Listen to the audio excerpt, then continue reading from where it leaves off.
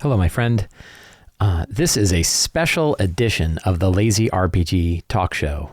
Last week, I was at Gamehole Con in Madison, Wisconsin, and I was able to be on several panels, and I attempted to record these panels. And what you're about to hear is one of the panels that I recorded, The Beautiful Mess of 5e. This panel was shot and recorded at Gamehole Con on 15 October 2025. The guests on the show were Teos Abadia, Mike Mearls, Shawn Merwin, and myself. I should note that I recorded this on my iPhone, which isn't an ideal recording platform, but I think it sounds good enough. And every so often you'll hear me kind of futzing with it because I was using the phone to track my notes as well as recording the podcast. So I'm sorry for some of the mess there. As always, if you enjoy this show, please consider subscribing to the Sly Flourish newsletter. You can also join my Patreon. We get all kinds of awesome stuff to help you run your RPGs. And you can pick up my books at the Sly Flourish bookstore. Links for all of those are in the show notes. Now, please enjoy our panel. Thank you very much. Shall we get started? Yeah, I think we're time. All right, so this is our panel on the beautiful mess of 5e. And I thought we'd start off by kind of introducing ourselves and what our role is with 5e kind of stuff. Shawn? Okay, my name's Shawn Merwin. I am currently the managing editor and game designer at Ghostfire Gaming. I have done freelance in not just 5th edition, but 3rd edition and 4th edition and various other games over the years. So I'm Mike Shea. I write for Sly Flourish. I wrote Return of the Lazy Dungeon Master, and I've written several different 5e supplements. So I'm Mike Mearls, and there's a chance if something in D&D 5e you really hate, that I wrote it while sitting on a recliner that I have since been forced to throw out by my wife, who actually has taste, in our living room. So Did you create the shield spell? Yes, I did. I probably wrote it. So just a lot of it. Counter spell. I did, because I'm a Magic player. Oh, no. And I'm a blue player. I love see? playing blue. So we have it now. That it is an actual blue deck It spell. turns out if it doesn't rely on having Right. 2 islands open, it's a bit depressing. So I guess any Magic players know Teos. that, but yeah. Hello, everybody. My name is Teos Abadia. Nice to see so many cool people out there. Hi. I work on a number of things. I primarily worked in organized play, and then with fine folks like really everybody here at some point, which is amazing. And now I'm actually helping, not to change topics, but I'm helping MCDM create a huge mega adventure for Draw Steel. So that is my current fun. Awesome. So I have kind of a philosophy that I'm going to throw out there, and I don't even know if the people on the panel agree with this philosophy. So I'll throw it out, and then what I'd first like to know is that I'm going to say this thing. Is it true? So my philosophy is that after the OGL crisis that happened a couple of years ago, when the 5.1 system reference document, which was the core document released back in 2016, put 5e rules into the Creative Commons, that the whole of 5e forked into something new. And where originally 5e meant the 5th edition of Dungeons & Dragons, and the SRD was that rule set put together, now 5e is its own open platform that isn't owned by any one company. And now we have at least 4 Creative Commons released system reference documents, that, including one that is completely independent from the others, that have this, and we'll talk about compatible, but have a compatible rule set that any publisher can write for, that any game system can be built off of, that any adventures can be written for, monsters, spells, everything can be built on, that isn't controlled by any one company. Do we agree with that? I'll start with Teos.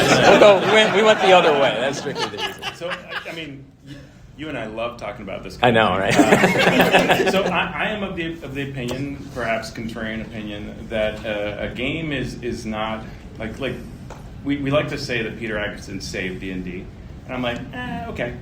I mean, I'm thankful. Like, it's cool that he bought the company and kept it going. Like, I'm very appreciative for a lot of reasons, but not because I think he saved AD&D. Like, it was always on my shelf. I always could have played it. And the reason we're not all here playing AD&D, I mean, some of you are. Like, how many people are playing AD&D right now? Cool. So both of you are playing Peter Atkinson, but the majority of people are playing whatever is full of energy at the time, right? And I think that always moves forward. And so it's less about the preservation or It's the current energy, and so literally all that has to happen is they make 6E, and we'll all start shifting to have a different conversation, unless we hate it. And then we'll wait till 7E, and we'll do the same thing, and so on. And I'm really excited for 8E, which I hear is going to be great. Yeah, I think in some ways it just reflects a truth. When I worked on D&D, the number of people playing D&D or role-playing games was pretty consistent and pretty consistently growing. You're just always adding more people faster than the rate which people are dying, hopefully.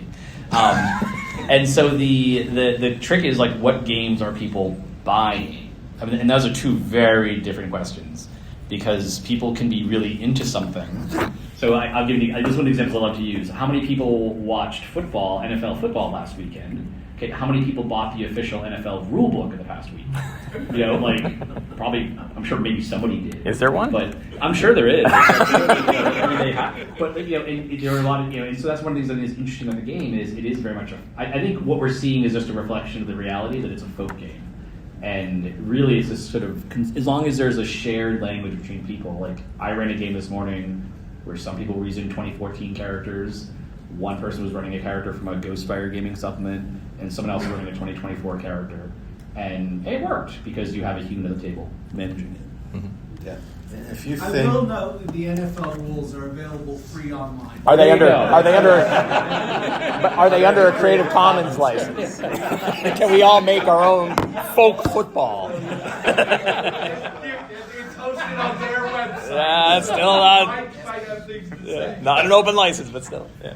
if you You can't think, make your own football. Right. tell the XFL then. Yeah. It's like, Blood Bowl, I mean, that was kind of... If you think 5th edition is a mess, have you ever met AD&D?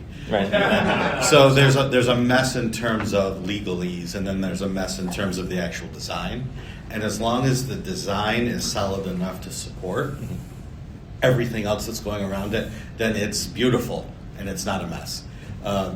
The mess is when you, as the DM, have to make up your own rules and then try to play with someone else. So, like Mike says, 3 different rule sets, but they're all working together pretty well.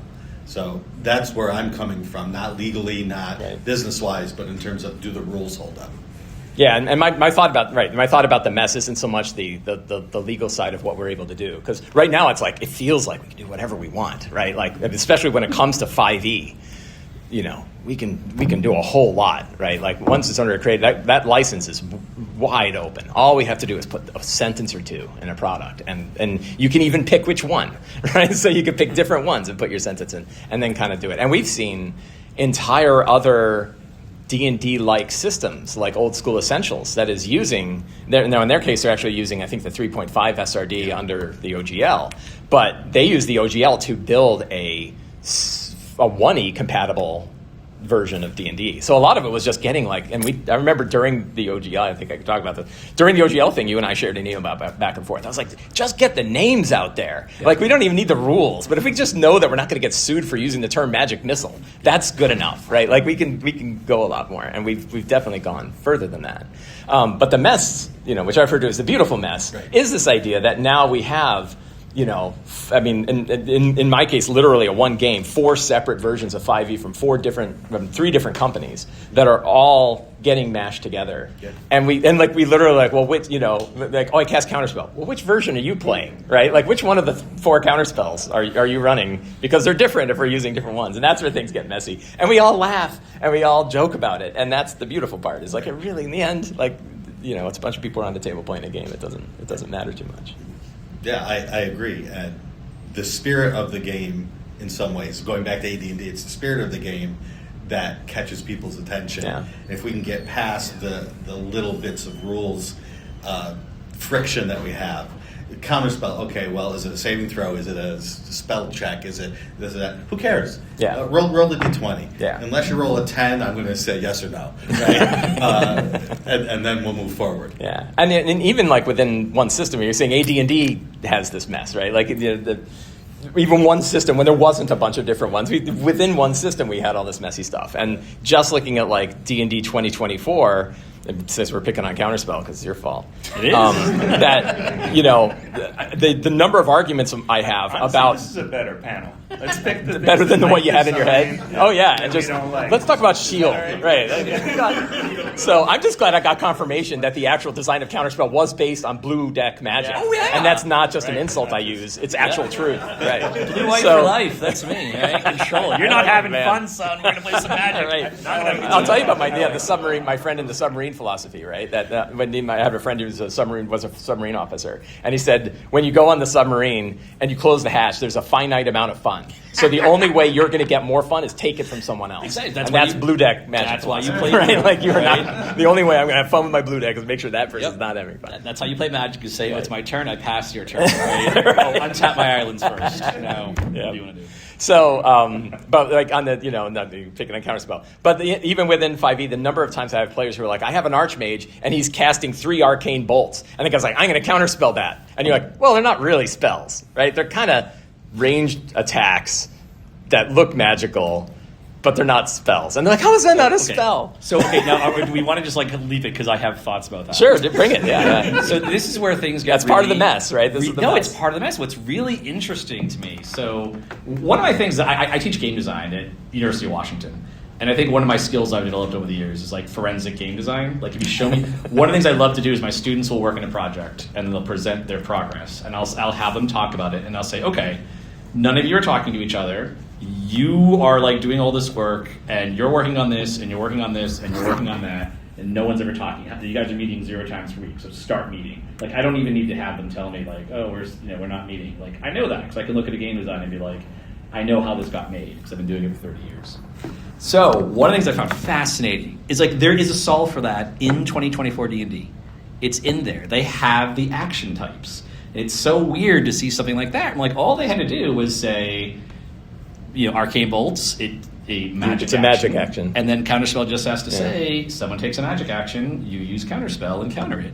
And part of that's my trading card game side too, like templating and stuff. Like that's why I think it's really fascinating, is I feel like there's a lot of stuff like that in 2024, where it almost feels like they were getting feedback and trying to implement it, but like didn't quite connect all the dots to make it actually fully function. So that's why I think is also interesting too, and I see that sometimes with like when you have narrative breaking down like that. Someone's using something that's clearly magical. I am doing something that feels like it should work, and it doesn't. Like that to me is like a real fail state for a TTRPG, where it's like, whoa, like this just makes no sense. The person right? gets killed. Yeah. I mean, and that's partly this. Let's go out again. That's partly the mess of being so successful that your edition has lasted longer than any of you expected to, which is also Mike's fault. So successful, it kept going. I almost got a spit take. But it's so, it's like it wouldn't have been a problem if it had just died like editions normally do. But it was so good, it kept going and had to become another one. And this is when you said, eventually they're going to make a 6th, and we're all going to move to that. And I always wanted, I didn't do it at the time, but I put in, all, right? And it's like there were 2 people still playing AD&D. That's not all, right? There's some people that are out there. And I do feel like, and we had this conversation before. I'm sure the 3 of us had this conversation before about, the biggest competitor to D&D 2024 is going to be D&D 2014. Yeah. Right? There's going to be a lot of people that are still playing the old version of the game. Oh, actually, I'm curious. How many people here who've played D&D in the past 6 months have only played D&D 2024? In the past 6 months? Yeah, say 6 months. I don't count. I only done it once. It was Okay. it was the box set, the new box set. So. But that's like a third of the room, right? Half the room? Like it's just interesting. Even we're kind of how many in the last 6 months have been playing D&D 2014? Yeah, so that tracks. numbers. Yeah, and we're at a year, right? Oh, yeah, we're over a year. We just crossed a year for the Player's Handbook release. Yeah. So, and then we know, okay, but in my case, my campaigns last longer than a year. So I have 3 5e campaigns. One of which I'm using 2024 monsters, but they're using 2014 characters because I like the 2024 monsters more, and they hit harder, and I get to throw the threat on them. The other one is a mix, but I haven't even gotten to the point where I've started a new campaign. Yeah. And 2024 was fully out, right? I haven't hit that point yet. So there could be this slower progression. But I still think that ratio, it'll be interesting. We'll do this again in a couple of years, and we'll see what's that percentage look like of this perfect representative sample that we have here? No, but it's been fascinating because you would think like you could argue either way. That's like, well, this is a really hardcore audience, so you'd expect more people to pick it up. Right. But what's been fascinating is when I ran a 2024 campaign last year, and some of my players used it. One of the players who didn't was one of my players who's like super system genius guy, like has designed TCGs. And he was like, I don't want to spend the time optimizing my 2024 character, so I'll optimize the 2014 character because I know that system. And I thought that was really interesting. Like, here's someone you'd expect would pick it up and want to chew through it. But it's like, just don't want to. And like that's just so. But I think the reactions are just all over the place. And I think that might be part of the mess. Is I don't think there's a clear narrative of like why you like it or dislike it. I think it's all kind of all over the place. Yeah, I mean, I think, and again, so I have, we have a call every week where like we all hang out and yell at each other for an hour, and it's great.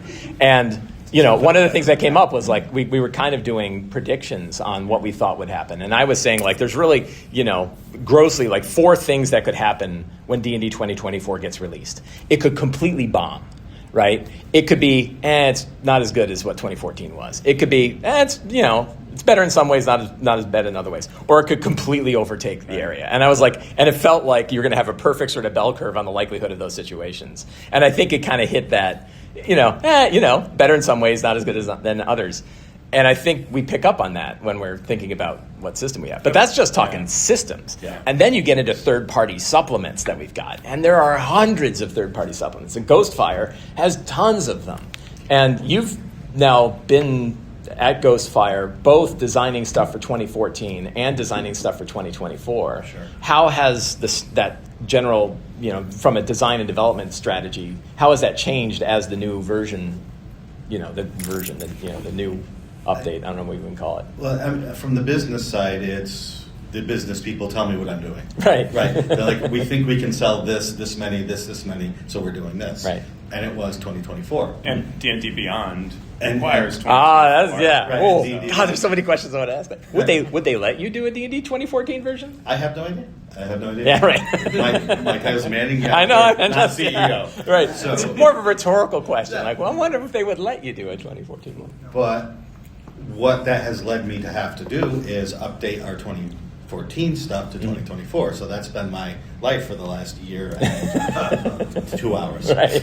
And it's great. It's fun to see that transition. It's fun to see where things are going. And like Mike teaches a class in game design, I teach a class on writing for role-playing games.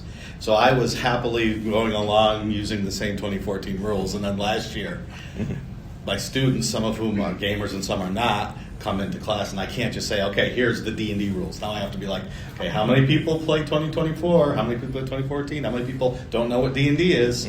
I have to figure that out and move to a new system. Do they come in and say, Shawn, how do the hide rules work in 2024 D&D? Could you explain that? Right. Yeah, so I mean, and that also kind of gets into the mess of it, which I think was kind of by design. And one of the things we want to talk to you about is the modularity of 5e from the beginning. Yeah. And, all the wonderful articles that you wrote on dnd.wizards.com that are now no longer there. You talked about the modular design of 5e. Can you talk a little bit about that now? Yeah, so one of the things so when we started designing 5e, our assumption was we had a very splintered audience that had lots of different interests. And so we started by saying, hey, it's going to be very modular in the sense you'll have 3 different ways to play a fighter. What we found in playtest was it was much more of a monoculture than we expected, that people all wanted the same thing. So we didn't need to present the game and it's very there's 3 fighters out of the gate, because people were happy with basically 1 fighter chassis. But, I'm going to, whatever, this is my intent with the design. Because I was a software guy, I worked at a .com, which has been great with the AI bubble. I'm like, that's part of the last bubble, so I can kind of watching because I worked at a startup. Buying gold. Yeah, exactly. So one of the things that's interesting about how we try to design the system is the modularity that is there, that was meant to support the different ways you can play, was this idea that each piece of the system has as few interdependencies with other pieces. So when we shipped 5e, you might notice there was hit dice that you would use after a long rest. and nothing else in the game touched them. And that was by design, because like one of the modular elements was you may or may not have hit dice in the game. Like we in theory could do like a science fiction game that would have a very different resource curve and approach to rest that just wouldn't have hit dice in it. Your class just would not give you hit dice, because that's just not how we thought that game would work. There are a lot of things like that where the way you can think of it is each piece of the game is handing off data to other pieces of the game. What you want to make sure is that within each piece, if it needs data, there's either a default case, like, hey, if you don't have a value for this, treat it as 10 or 1 or whatever, or like it isn't referred to outside of its domain. So hit dice are only talked about in terms of resting, because then we can give you an alternate resting system that doesn't use them. And they appear in the character classes, because the character classes are kind of a nexus, like they're broadcasting data to every single piece of the system, so they kind of need to be code complete. Nerd. But yeah. I could get some spreadsheets. So that was the idea behind it. And that's why it's interesting, like, so my brain picks up on things like, oh, yeah, these action types. I'm reading the player's handbook. Oh, cool, you're going to keyword everything with an action type, so now we can clean up all of the messes like counterspell, that it's not there, right? So it's like, oh, this is kind of awkward, right? Like we sometimes use the action types and sometimes don't. And so that was one of the things we look at 5e and its modularity of how we wanted to build it. And then that extended over to things like the math behind the game. Because the math, the way you can think of it is you have all these subsystems that have content that that functions within them, like a monster, right? A creature has so many hit points. In the current 5e system, you determine a creature's hit points by taking its hit die, multiplying that hit die by the average value of the die, and multiplying the number of hit dice by its con mod, right? There is a way to do it. But you don't need to do it that way. You could do another monster that just has 50 hit points. Just has hit points 50. Because since nothing in the game refers to hit dice except resting, there's no spells that say you lose hit dice, or like, oh, this depends on the creature's hit dice. That's why we tried to avoid challenge rating. Now, we weren't quite as successful with that. So the idea was to avoid using challenge rating, because maybe at some point we'd want to do another way to measure creatures. So my spell is not making a function call like, hey, I need to know this target's challenge rating. Well, it might not have one, because challenge rating is like the system that sits outside of gameplay. It's a measurement you're making on the creature. It's like asking how tall is the creature? Is it 5'2" or 5'4"? Like it can exist in the game, but it's not something you want necessarily your rules referring to, because you don't want to have to specify the height in feet and inches of every creature you design, things like that. So that's what I find really fascinating. That's something I'm doing a lot of, like the work I'm doing now is kind of focused on these alternate systems, knowing that like I can run a monster without hit dice. I can run a monster that has like doesn't have skills, because the game doesn't assume skills. It just needs to know the modifier. Stuff like that. And I think that is something where I'm curious to see if that starts to evolve. Like if designers start to go further and further afield, like knowing how compatible the game could be without carrying a lot of mechanics over, because of the way they're siloed off. But obviously, if you're talking about D&D Beyond, it's very different, because then you have to be very rigidly in their system. And what's Mike's talking about this hit die thing, right? It's not associated with anything else. So then we get third-party products where like we're going to use hit dice to power spells, which is cool, which is fun. But it ignores that. So now I have a tiny creature that's CR 30 that has 7,000 D4 hit dice, and I'm going to give it this spell where it can roll all its hit dice. Right, and so those things are sort of lost in the translation unless you are able to dig down and understand that baseline thing. And that's where the mess becomes less beautiful. Yeah. When you start Yeah, losing that game design thread. The interesting thing, there's that where this all ends up is in the hands of the game master, right? And so the game master is the one who I have to sit there and say, oh, I've got all of these supplements that I brought in, and I got this one, and I've got this, the CR30 Fairy Queen Barbarian who's got 7,000 D4 hit points, and this one spell over here that lets you convert your hit dice into an amount of damage that you do on each attack roll, which normally would be bounded, but is not bounded by this one. And the GM go, yeah, we're not doing that, or I'm going to change this, right? And we've been doing that forever. Right. If you are a game designer, you should go out and read. You can just search for the blog post "Infinite Oregano," and it pretends that gamers are looking at cookbooks, and breaking them. And so it's things like, wait a minute, it says add oregano. It doesn't say how much oregano. Right. I can add infinite oregano. Right. And it's just all these comments on a fake cooking book. But it's that thing you need to understand, that players will think this way. Right. Nobody goes, can I eat this meal? They're just like, I can add infinite oregano. And that's what they'll do with infinite hit dice or whatever, right? Like just. And it's interesting. So like I was running with this was a few years ago, I was running with the D&D 2014 Player's Handbook. I love to limit the source books that we use in a campaign because I think it like tailor builds a campaign around a particular feeling. So I was like, okay, we're playing in this campaign world from this publisher, and we're going to use their player option book that fits that same group, and the Player's Handbook is the core book. But we're not using Xanathar's or Tasha's. We're going to be using this one instead. But having read it, I said, one of the, on session 0 was, I don't really know what's in here. And there could be some weird effects, both good and bad. If we hit one of these on either your side or my side, let's have a conversation about it and figure out a way to make it work. And in their case, most of the subclasses were underpowered. And I had a player who they picked a subclass and I love the flavor, but this sucks. And I was like, well, what would make it cool? Well, it'd be cooler if that was a bonus action instead of an action. I'm like, done, right? Now it's a bonus action. So that's where I think the beautiful mess ends up manifesting.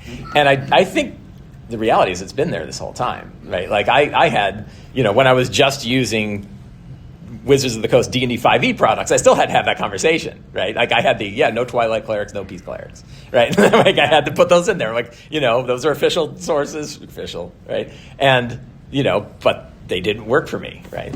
We had Treant Monk, who you've worked with on Mastering Dungeons, and we asked Chris, when you are reviewing these subclasses, do you want this to be the coolest subclass ever? And his answer was no, because then we have to choose that. Yeah, right. And you don't want it eliminates every other choice. The only choice, when it's only a Twilight cleric and only a this type of ranger and then the class is in trouble. You want there to be different kind of interest levels. Even the optimizer can go, well, I could be one of these 4 things, and it'd be just fine, right? Yeah, and again, the light cleric in D&D 2014, I was like, it's a perfect, except for Fireball, right? And it's because why? Well, Fireball, by, again, a thing you wrote, is way out of bounds of a 3rd level spell. But it's not. But you said it was. I read the article. Wrong, because now I went through it, and it's actually right on. This is another, when you talk about the math, sorry, just to rewind a little bit of math, there are mathematical mistakes in the game that have just been carried forward. And It's interesting that, how would you fix it?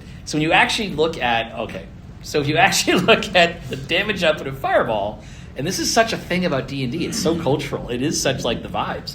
86 damage, that's really outrageous, that's 28 damage. But then when you look at, you get that spell at 5th level. If you actually plot out this by CR, the creatures are going to be fighting at 5th level, 28 hit points is actually not much damage. Because if it's a boss fight, it's worse than what the fighter's dishing out. If it's minions, you have to go pretty down to CR1 to start hitting creatures that will die even if they succeed the saving throw. So there is this interesting thing where when you look at both the damage of Fireball and then especially the way spells scale their damage, they scale way too slowly. But it felt too powerful. Everyone gets it.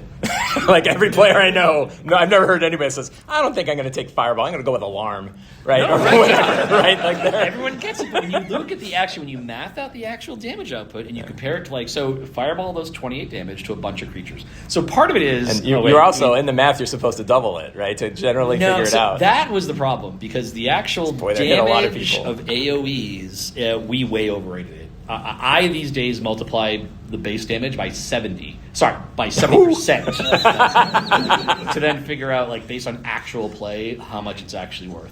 Because there is, I'm going to try not to make this too long of a tangent. One of the challenges of D&D is there is no strategy behind it. So typically, if you look at games like Magic or any competitive game, there's a core thing you're trying to do. In Magic, I'm trying to build my engine that guarantees I win while trying to disrupt your ability to build your engine. Or I just build my engine faster. So I might play a super fast aggro deck, just try to stop me, I'm playing lots of goblins, I'm going to overrun you. Or I'm going to play a control deck, and I'm counterspelling your stuff, so then you run out of gas, and then I hit my end game. D&D, we don't have a composite of, how should you fight monsters? If you played AD&D, and you read like Dragon Magazine, they'd say things like, okay, when you're in the dungeon, here's how you do things, right? Like bring a 10-foot pole and poke ahead. 5 mules. 5 mules, right? Yeah, right. You need all you get, right? A bunch of hirelings that go in ahead of you. Yeah. But when you think of D&D 5th edition, there is no like, well, how are you supposed to fight monsters? And I think that's actually a big flaw. Because what I would say is, well, the way you're supposed to fight monsters is you want to win the action economy fight by focus firing and killing as many monsters as possible. So doing 28 damage to everything in the encounter is actually a bad move. You'd rather control spell shut down one thing. Yeah. Because now the hypnotic pattern. Hypnotic pattern is way worse than fireball. Yes, exactly. Because I want to drop your damage per round from the encounter. So if I just bloody everybody, the encounter's still doing the same amount of damage. But if I shut down just one creature, now that incoming damage is down. So there is this interesting argument. And so what my math is, I think, not only is that damage is actually on par for a spell, and it should probably go up by 2d6 for each like level you boost it up. But the problem was, I remember this vividly, we talked about, so Magic Missile, you get 3 darts. That's awesome. So if you upcast it, you get 1 extra dart. It's like, no, you should be getting 3 extra darts, because that'll actually keep it on schedule. No one likes rolling that many d4s. Well, it just looks broken. It's like 6 darts. That's madness. You didn't get that to like 15th level in AD&D, right? And that's a lot of like the cultural baggage. But when you math it out, you see a very different reality emerge. I want to go back to the idea of modularity. There's a couple things, but I want to ask Shawn about it. So you've had a number of different player guides and campaign books, and they have had modular components that you have added to these. Can you talk about a couple of them? What was sort of, when you were looking at the core design of 5e and thinking about how to put these on top, what was going to... When I joined Ghostfire Gaming, they had already put out their campaign guide, and they were doing a player book. So I got to come in at the end of that process to sort of develop the rules. And the big thing that, they were big on gothic horror, Grimm's fairy tales gone horribly wrong. And so they wanted vampires, they wanted werewolves, but they wanted you to be able to play that.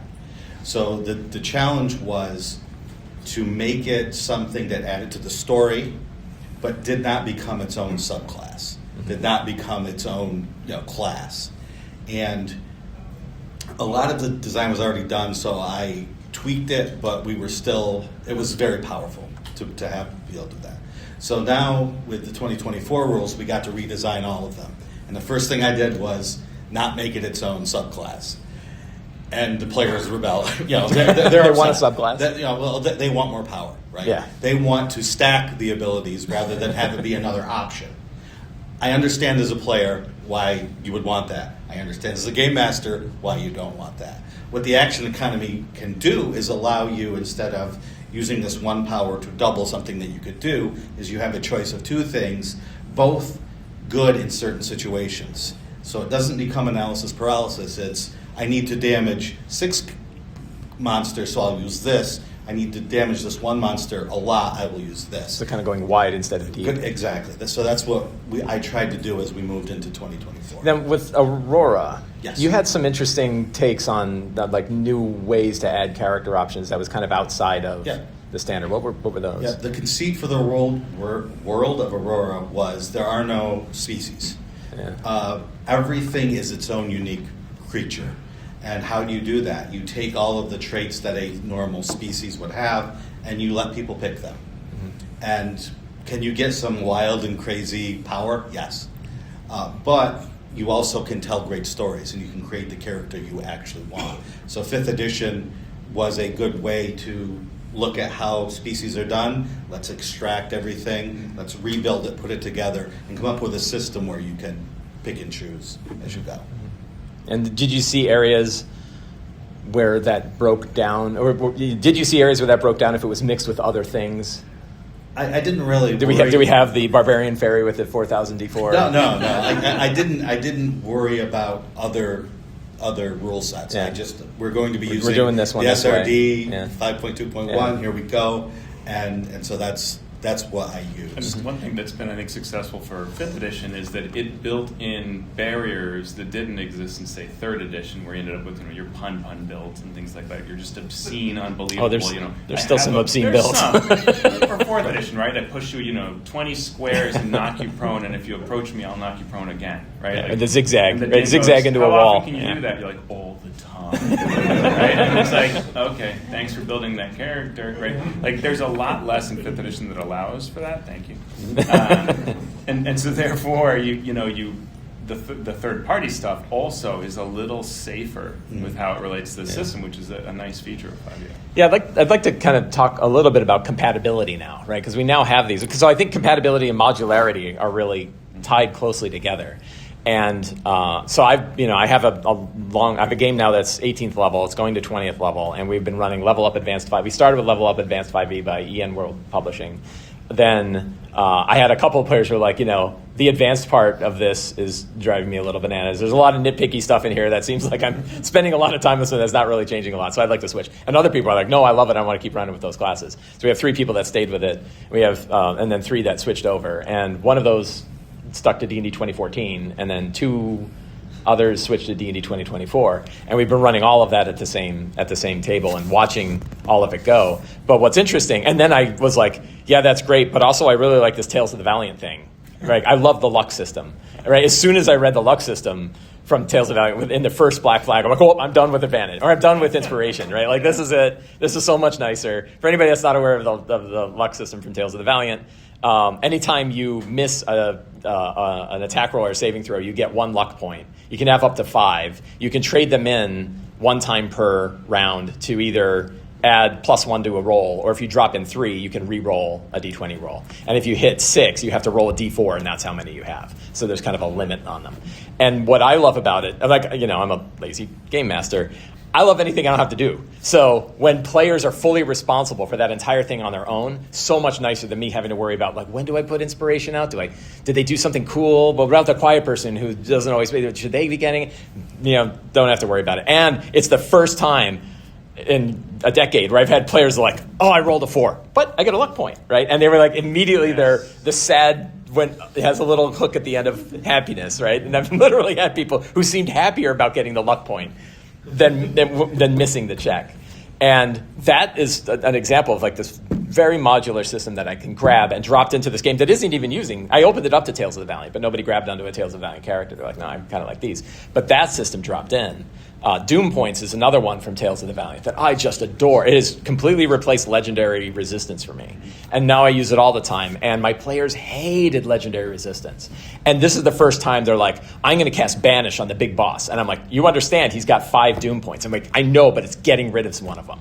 And I'm like, great, like here's your, this is, so now they see it as something that a shield they're burning down, rather than they just like, oh, it's this thing I gotta, and there's no difference really, right? Like the answer is they're using it for the same thing. I mean, not to tell a story about my character, but there was a point in Winter Fantasy where I had, the 1 legendary resistance on this god, and so I had to cast on him a command that he kneel, and he failed the roll, and I knew the DM was enough of a good role player to go, there's no way this god is kneeling to you. They have to use up their last legendary resistance on this totally stupid command spell. Yeah, but it's rare, right? Like for me, it's always like, it's usually when I was working with playing with players, and they would cast something, and I would tell them, this is I would always tell them, this is a legendary foe you're facing. And they're like, well, I guess all these spells are out, right? And never even think about them. And this time is the first, because I can use Doom Points to do other things. So I'm like, oh, I literally had a dragon who used 2 in a round to recharge his breath weapon, move, and breathe on them again. And they hated that, right? But they were like, well, that's 2. He only had 5, and 2 of them are gone. So now we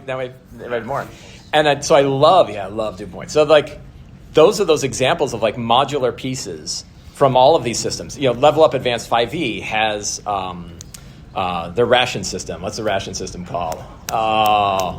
What's it called? Supply. So they have a great system for supply, right? Like, that's one of the nice things that Level Up Advanced 5e brought to the table that I don't feel like the other 5e books brought, which is a pretty tight exploration system and a pretty tight system for how you handle going through territory, making sure you have enough food, and not getting too bogged down in encumbrance and, all this kind of other stuff. And that's something that you can kind of just grab and bring in and drop into your game and run if it's there. And that kind of stuff is great. The interesting bit, though, are these little weird incompatibility bits, right? So, like, one of the things I think a lot about is, like, what does compatibility mean and where does it kind of break down? And just to kind of start, I think, like, there's compatibility at different levels. And I think all of the people who have been talking about what compatibility means, all in their head have their definition of what it means. It's different than what other people mean. So some might mean you could take any old adventure, and you could take that old adventure and you could run that adventure and it would pretty much run straight, right? You could take a monster and you can move that monster and from any one system and that works. Those are generally compatible. You're probably not going to have to do a lot of work. Magic items, mostly true. Spells, mostly true. Spells is kind of a weird one.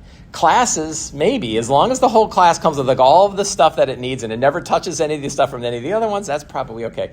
Subclasses is where things definitely break down, right? And I've talked to publishers. I don't know, is Lou Anders here? I was talking to Lou about this. So Lou's a producer who makes stuff for Tales of the Valiant. And when he was first working on Tales of the Valiant, it's like, why are you making it Tales of the Valiant specific and not making a more general 5e product, saying it's compatible with Tales of the Valiant? And he's like, I'm doing subclasses. And the way that they don't even call them subclasses in Tales of the Valiant. So, if I'm going to do that, I have to write it for that one thing. And it's because subclasses are handled. I mean, they're different between 2014 and 2024. They're definitely different between Level Up Advanced 5e and Tales of the Valiant. And all of the supplement. You've written, I don't know how many subclasses, right? Yeah. And, there's a lot of thought that has to come into, like, how do I take that subclass? Right. And if I'm going to apply it to a 2024 character, there's actually rules in 2024 to let you do stuff like that. But there are times where it's like, it's expecting that you have this thing for that class that no longer exists, right, as part of that class, and now it won't work anymore. So, and that's one where GMs are just going to have to noodle through it. It's tough if you're a third party because you, say, have this luck system, and it goes back to the type of design you're talking about, like hit dice. Like, you want to kind of have it over here, but then there's a subclass. And wouldn't it be great if it used it? Yeah, sure, you want to. But now you're referring to a thing that may not be being used in the game. And so one player, one of your fans will want you to make all this link together so you get that sweet payoff of all these systems you've built, and others want it in total silos. And it's just to me looking at even 5th edition where things like, they'll describe a system and then they don't use it again. And I'm like, oh, what happened? Like, you're not really using downtime in your adventures. Mm-hmm. You're not really using, all this amazing stuff that's in Van Richten's that never shows up anywhere else. I mean, anywhere. And you're like, that was really cool design, and it's like, it's just there, right? Well, and I kind of like that to an extent, right? I sort of like I don't know if I like it in the core books, like Bastions, but I don't mind it if it's like, let's try, and I think Xanathar's did a lot of this, right? Yeah. And that, Xanathar's was like, let's put a bunch of different things out there, and we'll see what kind of picks up, right? We'll see which ones are the components that get legs and run. And even if it's like, well, one group out of 100 uses it, you're like, okay, well, somebody got something from it, right? Like ship rules in Saltmarsh, right? But like, yeah, we got great ship rules in Saltmarsh. James and Drakowski do all this work, and then right. It's like, where were they in Spelljammer? They make Spelljammer, and it vanishes, and you're like, that's where it actually could have paid off. Okay, all right. I have lots of Spelljammer thoughts, but no, I had nothing to do with it. I was magic by then, so. Do we want to take some questions from folks about this topic? Yeah, sure. Two real quick, but I'll do questions and thoughts. Right, we're all having a big conversation about all this, so feel free. This is repeated history. The OSRs had to deal with this, and they discovered it by accident that a lot of the OSR games were broadly compatible with this version of D&D, and they all kind of realized it's BX, right? And even on a wider scale, Shadow Dark, Morkborg, those others are kind of BX compatible in a broader sense as well, right? And so there's a lot of blogs out there. I think the one that puts a lot of blogs together, there's this whole section about how they came to terms with that and how they started designing towards that version of D&D. Yeah, but just to pile on that, one of the interesting things that I discovered in this is I run a yearly Ravenloft game. I've got one coming up in a few weeks. And I've ran it with 3rd, 4th, 5th, and now I've switched to Shadow Dark for it. And one of the things I found with Shadow Dark is the stats are almost exactly the same. So I'm literally using the old i6 Ravenloft from 1986. And then it's like, oh, I have these Strahd zombies. It's pretty easy for me to whip up a Strahd zombie in Shadow Dark. And the math is on the same level. And so that was a surprise to me, right? I was like, holy cow, like this brand new game, it's just completely compatible. Right, yeah. That's interesting, yeah. So I really wish for every edition of Dungeons & Dragons they would have reprinted page 230 from the Advanced Dungeons & Dragons guide. And do you mind if I read it to you? What was it? Is it the one about you have to keep a calendar or your game sucks? What?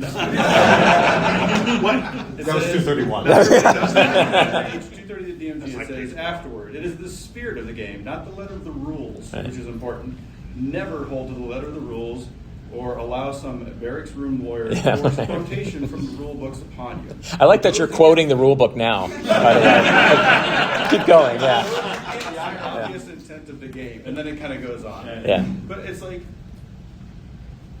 I think that's pretty well embraced, though, right? I think, I don't have an example. It's embraced by a lot of people, but it's also, we refer to them as rule books, Yeah. not guides. Yeah. We talk about what you can or can't do because we have now changed how counterspell works. I've always tried at my table, and what's really weird is I've got a lot of min-maxers and optimizers and stuff, and I would think they would just abuse me for this, but I'm always like, if you want to play a wizard that's all focused on Arctic magic and stuff, you can take Fireball, And reskin it. change Yeah. it, reskin it, and have it fit, right? That I want my players to be involved in the story of the game. I want them to be feeling creative, not necessarily tactical. Yeah. The issue is that games are also machines. And we can say, we're going to build the best machine ever, and then your cogs and my gears do not fit. But my cogs are awesome, by golly, and your gears you think are the best. So, yes, the spirit needs to be there, but there also needs to be the balance. There needs to be some sort of metric system where we can build our cogs and gears to fit together perfectly to make this work. Yeah. It just seems like as the editions go on, and I love them all, but as the editions go on, it's like, well, in order to have organized gameplay, we have to have hardcore rules.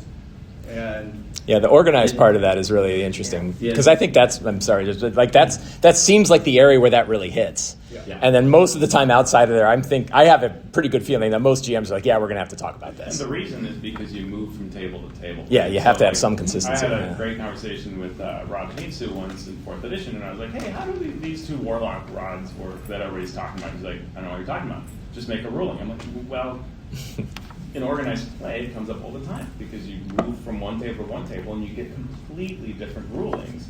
And that's where it does matter what the rules say because it's that consistency of the experience. Yes, everybody can make a call, but why are we having to argue about what the basics of the class is anyway? Yeah, no, I think it's an open question. Are role-playing games? And if they are games, what kind of games are they? I don't think they are actually games. Or if they are games, they're like, if I want to get nerdy, they're like non-Suitsian games and there's all this stuff, whatever. But basically, I think they are an activity. They can become games. Like, you can play a role-playing game as a game, where it's like, no, there are rigid rules. We're playing it like if we're playing Settlers of Catan, like the rules tell us what we can do, but you don't have to. In the same way that you can play baseball, like you can, hey, it's an organized baseball game, like, we're keeping track of everything, or you can just kind of play, we're just playing catch, or we're just kind of messing around in the backyard, and like we're still playing. Like, we're definitely playing when we play RPGs, but it's not clear that we're playing a game, or at least that we're always playing a game. Where I think like that is this idea of it is this sort of consensual, like all of us are together agreeing that this is how it should work. But that's a very soft definition of how it should work. Right. Versus a much more deterministic, no, like this is how every interaction is mapped out. And it's either game master as facilitator versus game master as like rules execution. And I think that is a really interesting continuum of RPGs that you don't find in any other type of game. right. And I think, I think one of the things that we can get out of our conversation, one of the things I'd like to kind of give out to all of you to grab and run and go off with other GMs that you talk about is trying to embrace that idea that the GM is the arbiter of what happens at the table, and their goal is to make facilitate a fun session. So all of the messy bits, every GM has all of and it says in all the books, right? The GM has the ultimate authority to go and kind of mess with this stuff. But there are these areas where people are like, yeah, I don't know. And I'm this way. It's like, I'm going to try the rules first. It turns out, I remember when they first described Advantage, right? Yeah. And I learned something about Advantage that I hadn't even thought about till you were on a podcast 2 months ago, right? And I've been playing with it forever. But at first I was like, this is busted. Advantage is broken, right? We had a +2 bonus forever. And now it's a +3, +4, +5 equivalent. It's bananas. And the double, I was still burned on 4E and crits. First time I met you, I complained about crits, right? In 4th edition. And right, as one does. And it was this is doubling the chance for crits, right? Like, oh my God, it's going to be bananas. And then I'm like, wow, this is really good, right? Like, it turns out Advantage is super fast and super easy. And one of the things that you brought up recently, which I hadn't thought of, was the idea that like it just ends all the conversations about any other bonus that you have and saves a ton of time. That's like programming background. Right. Hey, we kick out It's like when we found the our minute balance. you have it, right. The minute you have it, you don't have to have any more arguments about other ways that you have advantage. Once you have it, we're done. You know you're not going to get anything better than that, so you just It's go. an efficient search algorithm. Yeah. It's done. Flip it up, go. Let's jump to another. Yeah, sorry. So I wanted to touch back to one of the previous comments about the OSR. I'm one of those weirdos who does both, modern and older stuff. When you go back to BX, there are a couple people, one of whom I think is Bruce Hurd himself, and the other is a website by the name of FreeArt. And they seem to have really broken down the math on BX to where you can assemble a class, and if you give it all of the abilities of the elf racist class, and you run the numbers, it works. And it works across the board. So here, I'm asking this question to you guys because I'm looking at 4 guys who would be, in my opinion, among the very best to put this kind of a product together or to know if it already exists for 5e. Has somebody put out something that says, if you want to balance these subclasses against each other, here's how you would do that? That's my question. I don't know a product that does that. And I think most of it is like reverse engineering the stuff that exists now, right? Going through like the kind of work you were doing of like looking at what exists, especially from the system reference documents that exist. Taking that and can you break that down and can you start to figure out the math of like what exactly the kind of bonus is? I'm sure you've got a spreadsheet that has it. Yeah, it's totally possible, right? It's just a matter of the trick to it is so it's totally possible. There is a math that exists. The one tweak that you would have, like the advantage that BX has, is that you have spell casting or non-spell casting. You can have 2 tracks. You can kind of figure out, okay, here's my power. 5th edition has multiple. So if you were to, you have long rest, recharge, short rest, recharge, at will, blah, blah, all mixed up. So probably if you were to do something like that, you might just have like 2 tracks, like do you want to be a spellcaster or not? Because there is enough of a difference between how spellcasters go through power versus how non-spellcasters go through power. So there would have to be some tweaks there, but it's doable. Like I haven't, I thought about writing up some design guides that break stuff. Like now that 2024 is a year old, so you can kind of do a comprehensive look at it. But that app is there. It's just a matter of figuring out a way to surface it in a way that makes sense to other people. I would buy that art. And we've kind of done it with monsters, right? Like, monsters Yeah. are a solid problem. Monsters are there, and even in the DMG 2014, right? You get those sort of point values for different abilities and things like that. This costs 2 CR or whatever. why are you pimping the Dungeon Master's Guide when you and I wrote a book? We're selling it downstairs. Because of the next part of yeah. Oh, okay, never- Please buy it then. You get royalties on one of those two. But the thing I was going to say is, for all that there is this sort of math background and it does exist, these games are all created by fallible humans and then also by Mike. To what extent was the high CR monster play tested to verify that this math actually follows the desired curve? I don't know, maybe.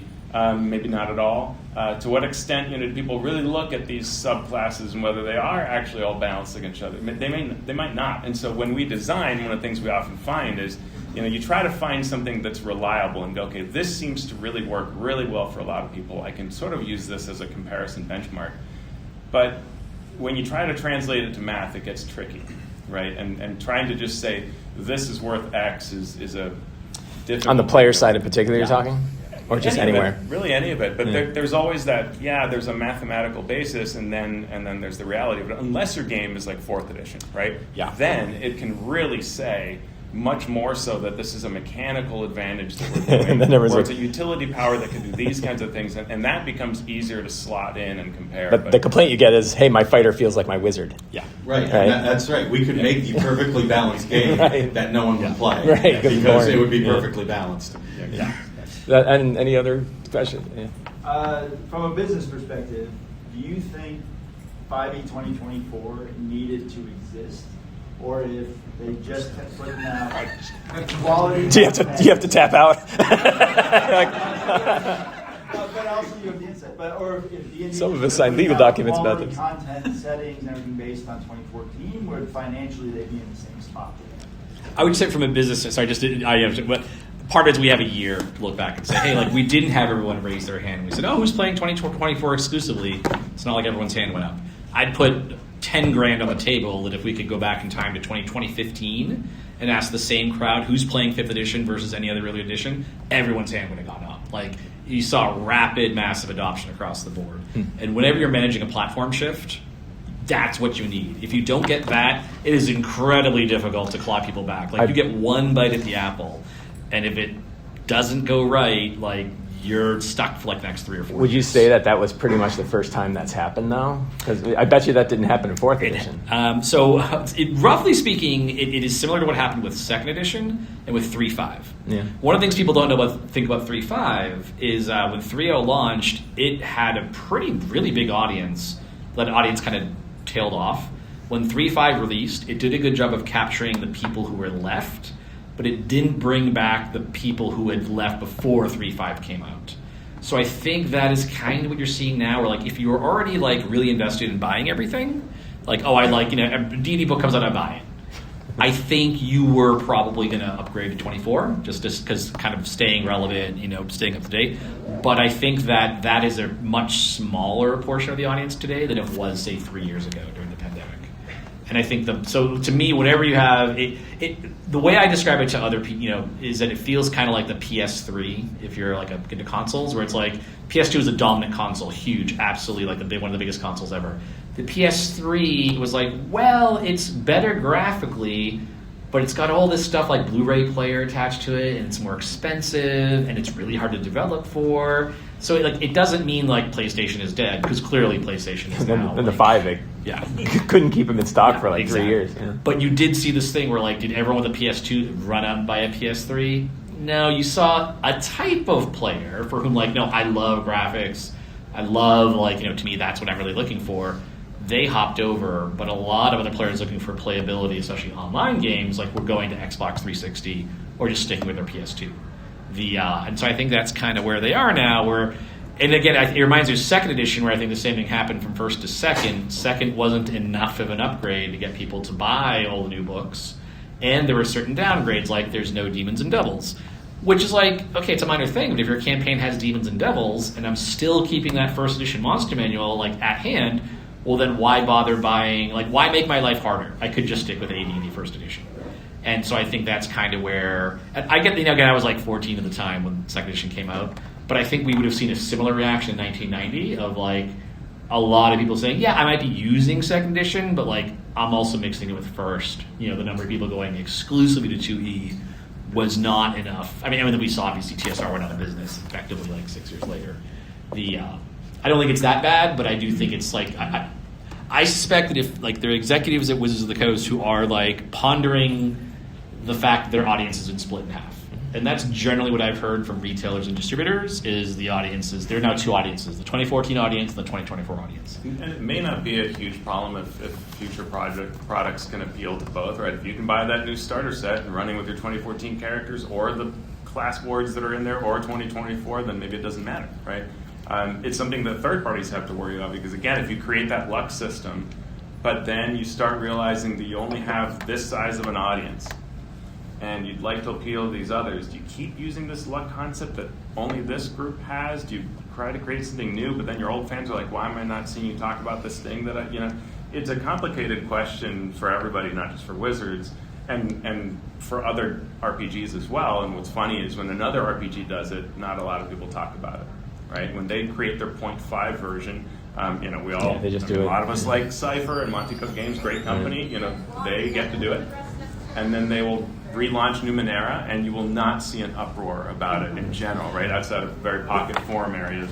But I think D&D is this weird outlier where the rules do get rewritten to the point where like you notice it. Like if you play Call of Cthulhu, like I run 7th edition Call of Cthulhu with like 3rd edition adventures, and you don't even notice it. Like it's literally like, well, I have to add luck points because that's in 7th edition, and my players can push rolls. But that's invisible to the actual stat block of like the weird slime monster they're dealing with, because that those numbers all just work. So I want to thank all of you for coming. I hope you enjoyed our chat.